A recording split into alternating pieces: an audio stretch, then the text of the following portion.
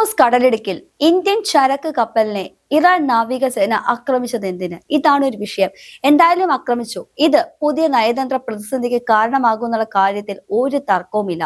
കാരണം ഫെബ്രുവരി 28 മുതലാണ് ഇറാനെ ഇസ്രയേലും അമേരിക്കയും തമ്മിൽ ആക്രമിച്ചത്. എന്നാൽ ഇന്ത്യ എന്ന രാജ്യം ഇറാന്റെ ഭാഗത്ത് നിന്നിട്ടില്ല, ഇസ്രയേലിന്റെ ഭാഗത്ത് നിന്നിട്ടില്ല, അമേരിക്കയുടെ ഭാഗത്ത് നിന്നിട്ടില്ല. ഈ മൂന്ന് പേരുടെ ഭാഗത്തും നിൽക്കാത്തത് കൊണ്ട് തന്നെ അങ്ങനെയുള്ള രാജ്യങ്ങളുടെ കപ്പലുകളെ കയറ്റിവിടുമെന്ന് ഓൾറെഡി ഇവർ പറഞ്ഞതാണ്. പക്ഷെ എന്തിനാണ് പിന്നെ നമ്മുടെ ഈ ഇന്ത്യൻ കപ്പലുകളെ ടാർഗറ്റ് ചെയ്ത് നാവികസേന, അത് ഇറാന്റെ നാവികസേന വെടിവെച്ചത്? എന്നിട്ടും അവർ പറയുന്ന ഒരു ന്യായീകരണമുണ്ട്, ആളപായങ്ങളൊന്നും ഉണ്ടായില്ലല്ലോ എന്നുള്ളത്. അതൊരു ന്യായീകരണമാണോ? കാരണം ഇതിനു മുമ്പും ഗ്യാസിന്റെ പ്രതിസന്ധി ഉണ്ടായി കഴിഞ്ഞപ്പോൾ മറ്റാർക്കും പോകാൻ സാധിക്കാത്ത സ്ഥലത്ത് ഇന്ത്യൻ കപ്പലുകൾക്ക് ഹോർമൂസ് കടലിടുക്ക് തുറന്നു കൊടുത്തവരാണ് ഇതേ ഇറാൻ. പിന്നെ ഇപ്പോൾ എന്താണ് സംഭവിച്ചത്? ഇത് മറ്റൊരു ട്രിക്കാണ്. എന്താണെന്ന് വെച്ചു കഴിഞ്ഞാൽ ഇന്ത്യയുടെ ഭാഗത്തു നിന്നും ഇവർക്ക് ചുങ്കം വേണം. ആ ചുങ്കം പിടിച്ചെടുക്കാൻ വേണ്ടിയിട്ടാണ് ഇപ്പോൾ ഇറാൻ ഒരു തേർഡ് റേറ്റ് കളി കളിക്കുന്നത്. പക്ഷെ ഏറ്റവും വിചിത്രമായ ഒരു സംഭവം എന്താണെന്ന് വെച്ചാൽ, അമേരിക്കൻ ഇറാന്റെ കപ്പലുകൾ അടിച്ചിട്ട് കഴിഞ്ഞപ്പോൾ ഇവിടെയുള്ള കുറെ മലയാളം സംസാരിക്കുന്ന പാകിസ്ഥാനികൾ എന്ന് തന്നെ പറയേണ്ടി വരും. കാരണം ഇവിടുത്തെ രാജ്യത്ത് ജീവിച്ചിട്ടോ യാതൊരു പൂർവ്വമില്ലാത്ത കുറെ എണ്ണങ്ങൾ നമുക്ക് ചുറ്റുമുണ്ട്. അവരെല്ലാവരും അവർക്ക് വേണ്ടി കരഞ്ഞവരാണ്. പക്ഷെ ഇന്ത്യയുടെ കപ്പലുകളെ ആക്രമിച്ചു എന്ന് പറഞ്ഞപ്പോൾ അവരെല്ലാം നിശബ്ദരാണ്. എന്തേ? അവർക്കാർക്കും പ്രതികരിക്കണ്ടേ? അതുപോലെ തന്നെ ഇറാനിലെ ആയത്തുള്ള ഖമേനി കൊല്ലപ്പെട്ടത് എങ്ങനെയാണെന്ന് നമുക്കറിയാമല്ലോ. ഇസ്രയേലും അമേരിക്കയും കൂടി ടാർഗറ്റ് ചെയ്ത് കൊന്നതാണ് ആ ഭരണാധികാരി. അത് നന്നായെന്നേ ഞാൻ പറയുള്ളൂ. കാരണം അവിടെയുള്ള സ്ത്രീകൾക്ക് അത്രയും സ്വാതന്ത്ര്യം ലഭിക്കാത്ത ഒരു നീചമായ ഭരണമായിരുന്നു കാഴ്ചവച്ചിരുന്നത്. ഏറ്റവും വലിയ ഏകാധിപതിയുടെ ഭരണം അവസാനിച്ചതിൽ ഒരുപാട് സന്തോഷം പ്രകടിപ്പിക്കുന്ന വീഡിയോ നമ്മളെല്ലാം കണ്ടതാണ്. സമൂഹ മാധ്യമങ്ങളിൽ സ്ത്രീകൾ ആർത്തുല്ലസിച്ച് ചിരിക്കുകയും ഒക്കെ ഡാൻസ് കളിക്കുകയും ഒക്കെ ചെയ്യുന്ന വീഡിയോ നമ്മളെല്ലാം കണ്ടതാണ്. അതുകൊണ്ട് തന്നെ ആയത്തുള്ള ഖമേനിയുടെ മരണം ചരിത്രം അറിയുന്നവർക്ക് അറിയാം അയാൾ എന്ത് തരം മനുഷ്യനാണ് എന്നുള്ളത്. അതെല്ലാം അവിടെ നിൽക്കട്ടെ. ആ മരണത്തിന് ശേഷം ഇവിടെയുള്ള കുറെ ആളുകൾ പ്രതിഷേധിച്ചിരുന്നു, സമരം നടത്തിയിരുന്നു.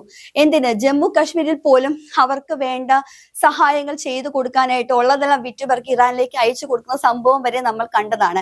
എന്താണ് ഇവിടെ വിഷയം എന്ന് വെച്ച് കഴിഞ്ഞാൽ, സ്വന്തം രാജ്യത്തെ 2 കപ്പലുകൾ ഇറാൻ അടിച്ചിട്ട് കഴിഞ്ഞപ്പോൾ ഇവർക്ക് ആർക്കും പ്രതിഷേധിക്കണ്ട, ഇവർക്ക് ആർക്കും കരയണ്ട. അപ്പോൾ ശരിക്കും ഇവരുടെ കൂറ് എവിടെയാണ്? എന്നാൽ പിന്നെ ഇവർക്ക് കൂറുള്ള രാജ്യത്തോട്ട് അങ്ങ് പോയാൽ പോരെ എന്നാണ് നമ്മുടെയൊക്കെ ചോദ്യം. കാരണം ഇന്ത്യയിൽ ജീവിച്ച് ഇന്ത്യക്ക് എന്തെങ്കിലും പ്രശ്നം വരുമ്പോൾ വാ തുറക്കാത്ത ഇവർ മറ്റൊരു രാജ്യത്ത് എന്തെങ്കിലും പ്രശ്നം വരുമ്പോൾ മാത്രം പ്രതികരിക്കും, രംഗത്തിറങ്ങും, സമരം ചെയ്യും, കിടന്ന് കരയും. ഇതൊക്കെയാണ് ഇവരുടെ ഇരട്ട നിലപാടുകൾ എന്ന് പറയുന്നത്. ഇറാൻ ഒരു കാര്യം ശ്രദ്ധിച്ചാൽ കൊള്ളാം. കാരണം കേരളത്തിലെ കൊച്ചിയില് ഇറാന്റെ യുദ്ധക്കപ്പല് പ്രൊട്ടക്ഷൻ നൽകിയ നാടാണ് ഇന്ത്യ. ആ ഇന്ത്യയുടെ കപ്പലുകളെയാണ് ഇപ്പോൾ നിങ്ങൾ ആക്രമിച്ചിട്ടിരിക്കുന്നത്. എന്തിന്റെ പേരിലാണെങ്കിലും ഇതിന്റെ ഭവിഷ്യത്ത് നിങ്ങൾ അനുഭവിച്ചിരിക്കുമെന്ന് തന്നെയാണ് നമുക്ക് പറയാനുള്ളത്. കാരണം നിങ്ങൾക്ക് മെഡിസിന്റെ ഒരു പ്രതിസന്ധി വന്നപ്പോൾ ഇവിടെ എത്ര മെഡിസിനാണ് അങ്ങോട്ടേക്ക് കൊടുത്തുവിട്ടത്? ഇതൊന്നും നിങ്ങളെല്ലാം മറന്നു കഴിഞ്ഞു. പക്ഷേ ഇതോടുകൂടി ഇറാനും ഇന്ത്യയും തമ്മിലുള്ള ഒരു നയതന്ത്ര ബന്ധത്തിന് ഉരസലല്ലേ വീണിരിക്കുന്നത്. കാരണം വർഷങ്ങളായിട്ടുള്ള ഒരു ബന്ധമായിരുന്നില്ലേ? അതിൽ വെറുതെ ഉരസൽ വീഴ്ത്തേണ്ട കാര്യമുണ്ടോ? വെറും ഒരു ചുങ്കത്തിന് വേണ്ടിയിട്ട് ഇത്രയും നെറികെട്ട ഒരു കളി കളിക്കേണ്ട കാര്യമുണ്ടോ? നിങ്ങൾ പറയുന്ന ഒരു എക്സ്പ്ലനേഷൻ ഉണ്ട്, ആളപായം ഉണ്ടായില്ല എന്നുള്ള. ആളപായം ഉണ്ടെങ്കിലോ? അതും കൊണ്ടുപോയത് ബാരൽ കണക്കിന് എണ്ണക്കപ്പലാണ്. അതാണ് നിങ്ങൾ നശിപ്പിച്ചിട്ടത്, വെടിവെച്ച് കളഞ്ഞത്.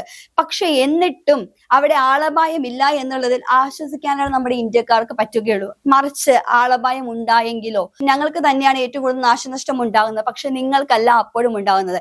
ഏത് പ്രതിസന്ധിയിലും ഇസ്രയേലായിട്ടും അമേരിക്കയായിട്ടും ഇറാനായിട്ടും 3 രാജ്യങ്ങളായിട്ടും അഭേദ്യമായ ബന്ധമുള്ള ഒരു നാടാണ് ഇന്ത്യ എന്ന് പറയുന്നത്. അപ്പോൾ ആ ഇന്ത്യ ഈ 3 പേരുടെ യുദ്ധത്തിലും ഒരു പങ്കാളിത്തവും ഒരു പക്ഷാഭേദവും കാണിച്ചിട്ടില്ല.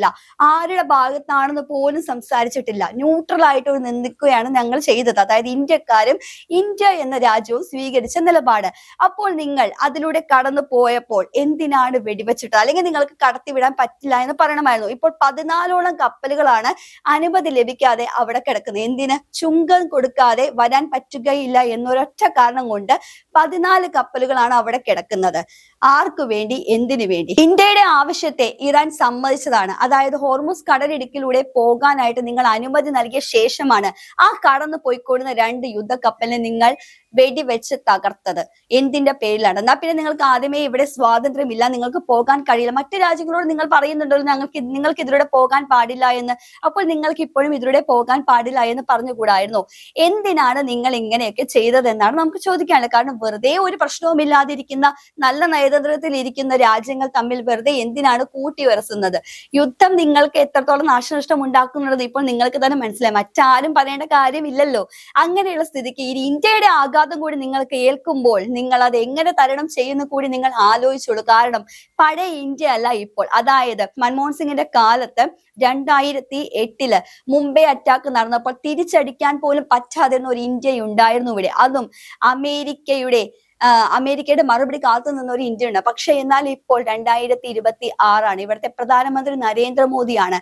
നിങ്ങൾക്ക് സംശയമുണ്ടെങ്കിൽ കഴിഞ്ഞ വർഷം ഏപ്രിൽ 22 പെഹൽഗാമില് ഒരു അറ്റാക്ക് നടന്നിരുന്നു.